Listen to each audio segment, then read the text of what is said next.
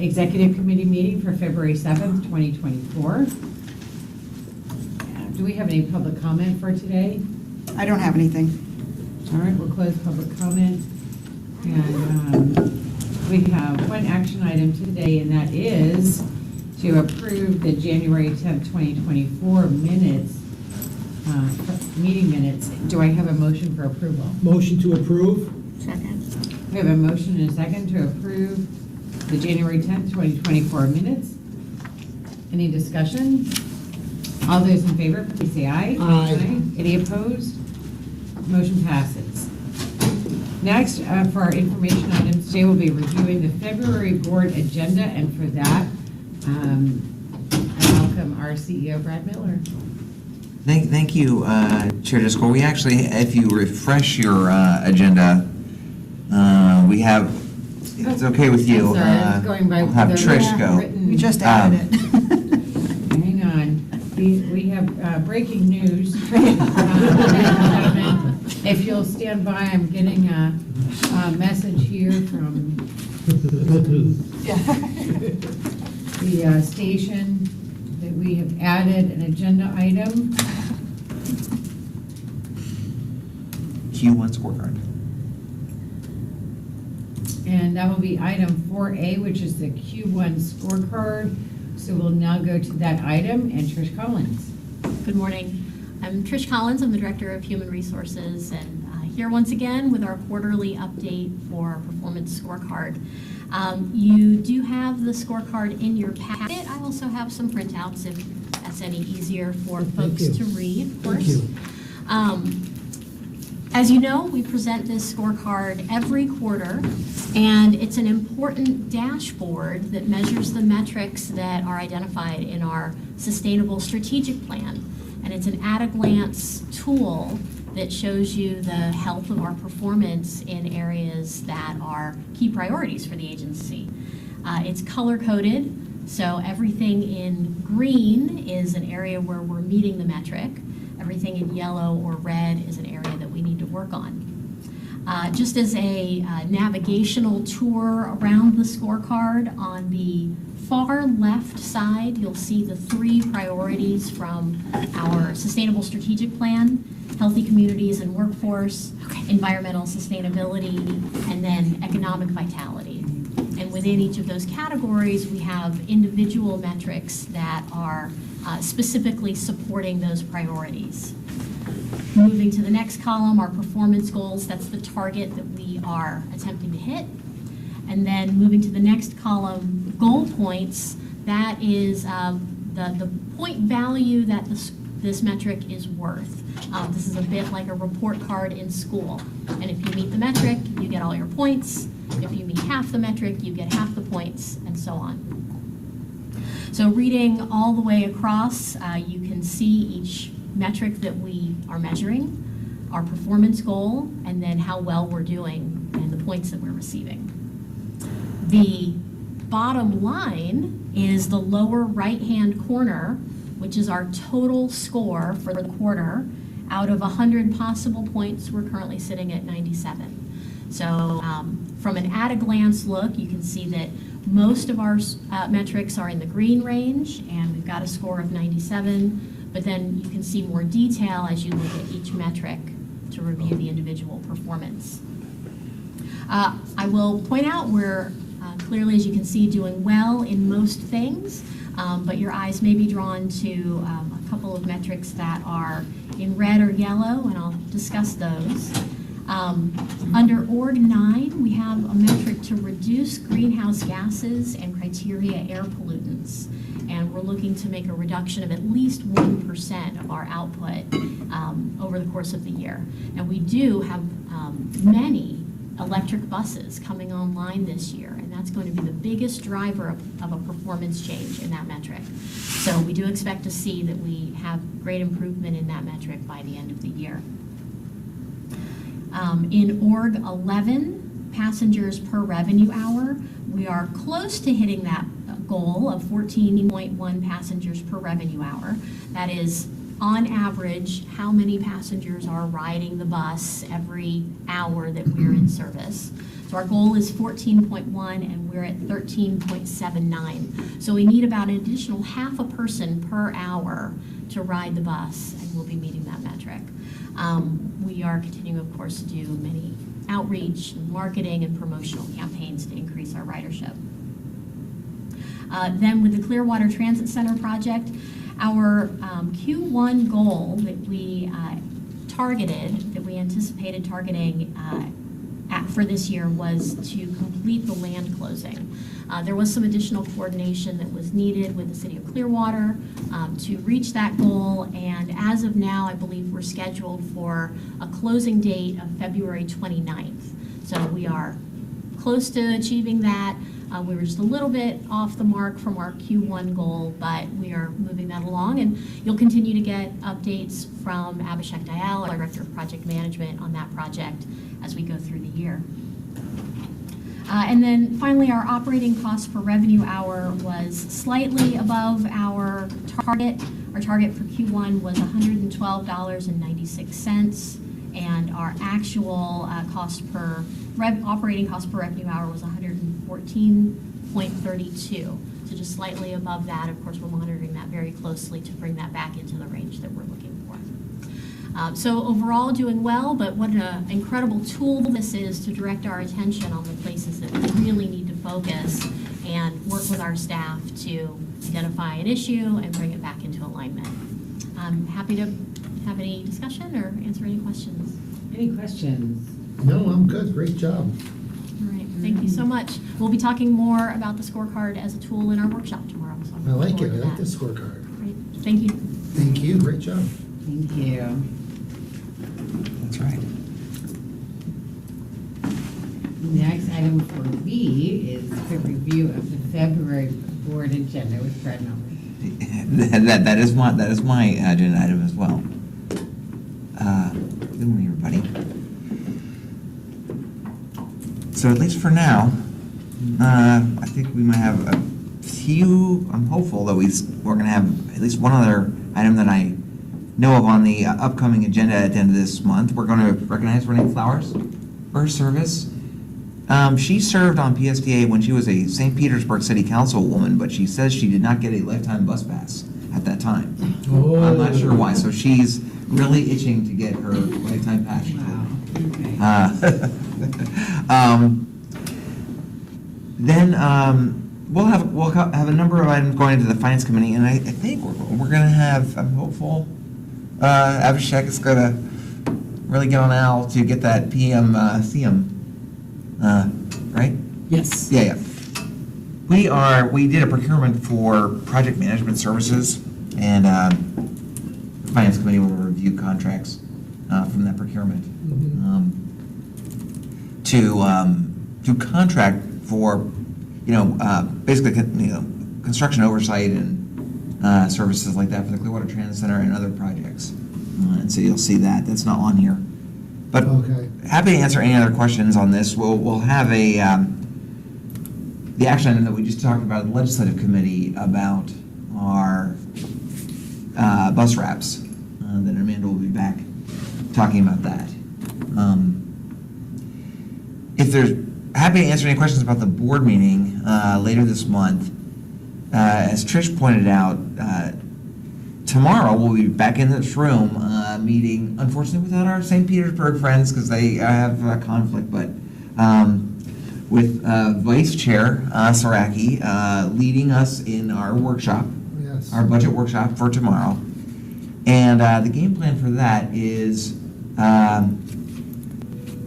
try to level set for some of our new board members. We have our two newest members, I think, are coming.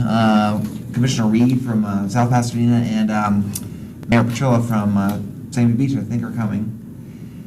So Tricia's going to be the first speaker talking about how the scorecard and how we do it.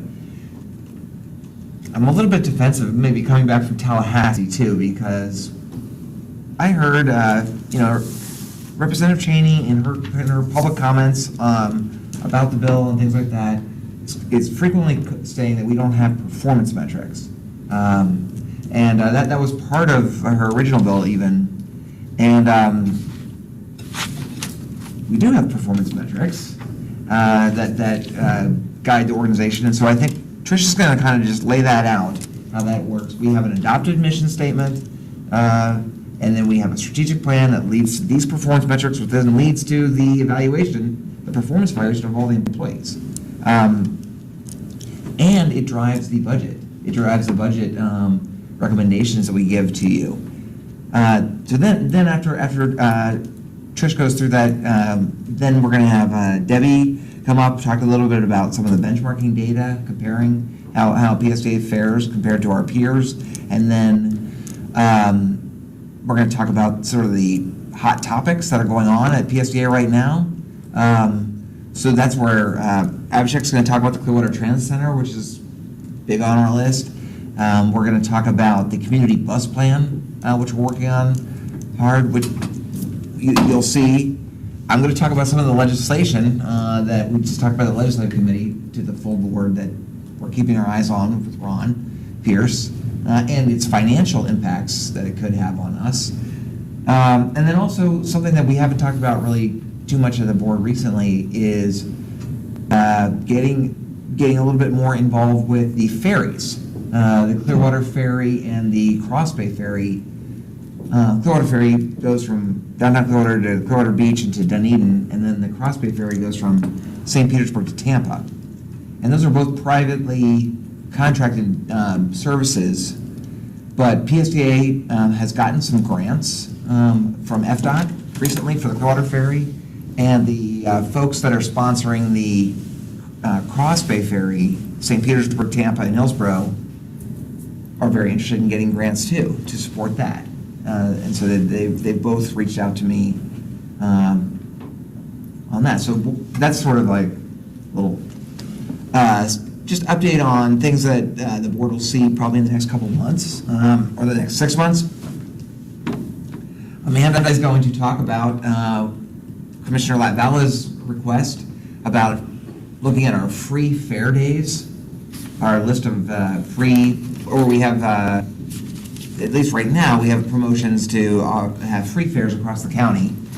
We'll talk about that, and then we're going to have a breakout session where we're going to elicit, Debbie is going to get you to be her budget analyst, and you will have to be your brainstorming ideas on increasing ridership, decreasing expenses, or increasing revenue, and increasing revenue. We'll have that fun session, and then Debbie will finish the workshop, all hopefully early, so we can get out of here well with an initial look at our FY25.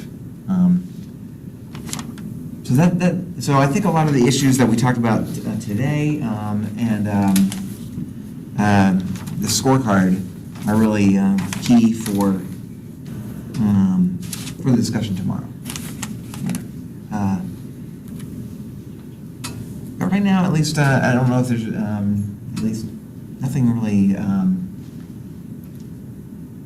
major that I can see on the February board meeting. But we'll see how the meeting goes tomorrow. Good. Yep.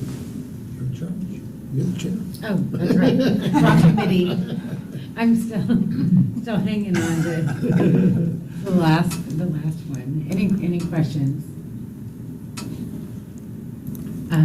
Since I unfortunately can't make it to the budget workshop tomorrow, I'm confident that everything will go well.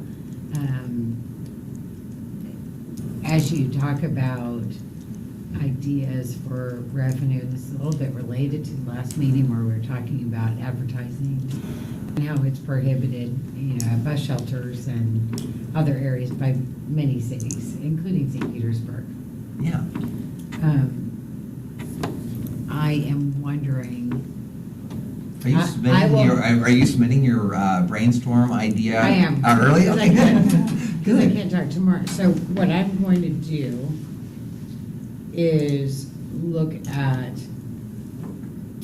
the digital signs. Can the digital signs for Sunrunner stops have advertising incorporated into them? The answer is, I can't remember. That's a good question. Right now, we do have an area, we primarily use it for passenger education. We could theoretically sell a very limited number of ads in that space. We try and keep the overall rotation of what's on the screen to 5 minutes or less, just to ensure that everyone gets to see everything that circulates. And so there would be a very limited number of ad slots, but could it be done? Theoretically, yes. Possible. I know we talked to I don't know our if that lawyers. falls into our code on what would be Right. prohibited, because it's I flashing think it might. I anyway. think it might. But those are the kinds of things that we could look into as far as Revenue ways to generation, add, Yeah. revenue generation is some, and especially if this bill passes, doesn't sound like it will, but it doesn't hurt for us to think about maybe some creative advertising opportunities Mhm. that we can try.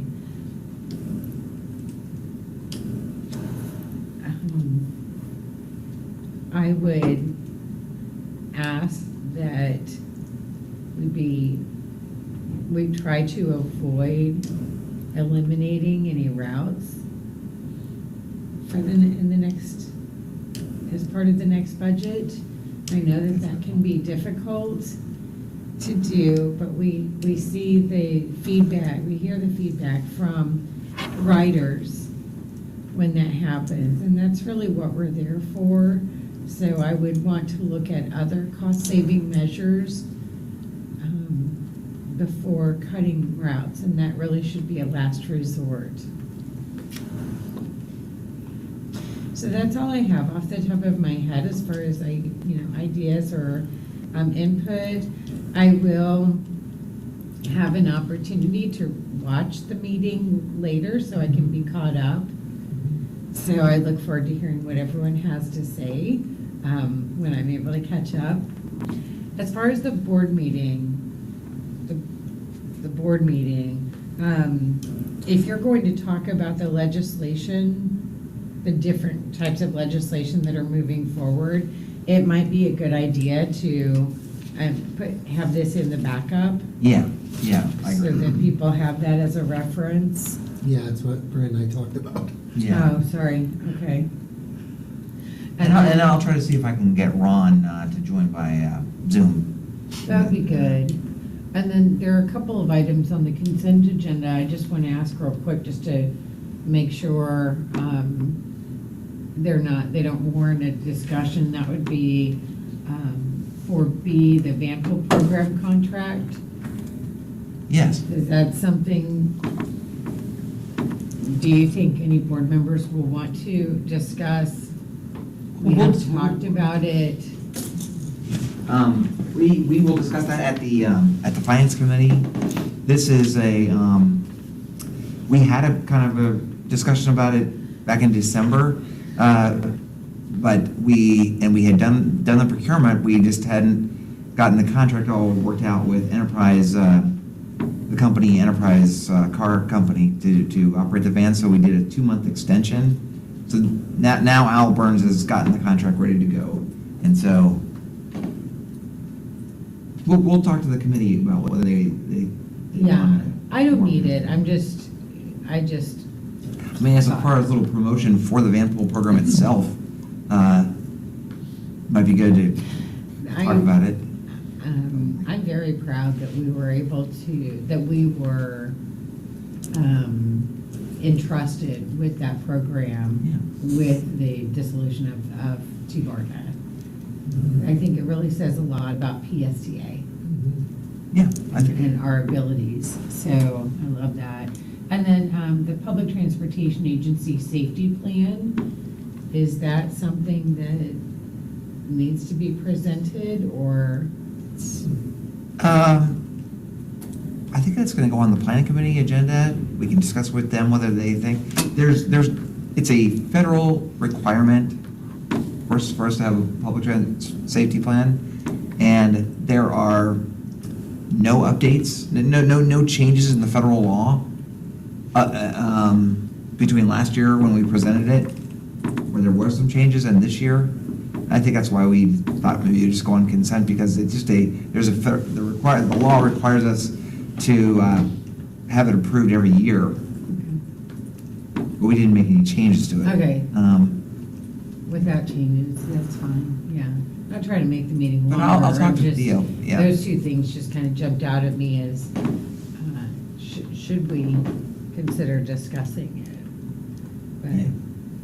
But I'm okay with just leaving it on consent. Vice Chair Saraki? Oh, thank you. So I wanted to just bring up something for you, Madam Chair.